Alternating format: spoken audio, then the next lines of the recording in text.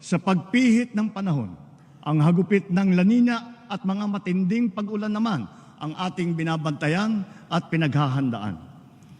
Mahigit 5,500 flood control project ang natapos na at marami pang iba ang kasalukuyang ginagawa sa buong bansa.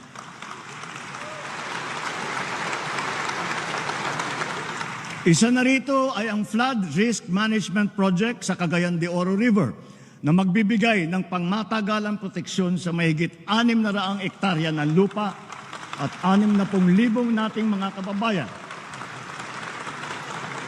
Isa pa ay ang proyekto sa Pampanga Bay na magsisilbing karagdagang lunas sa mga pagbabaha.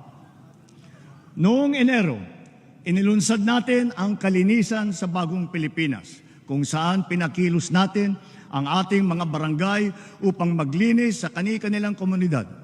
Sa 5 buwan lamang, mahigit 40,000 tonelada ng basura ang nakolekta ng mahigit 22,000 mga barangay sa buong bansa.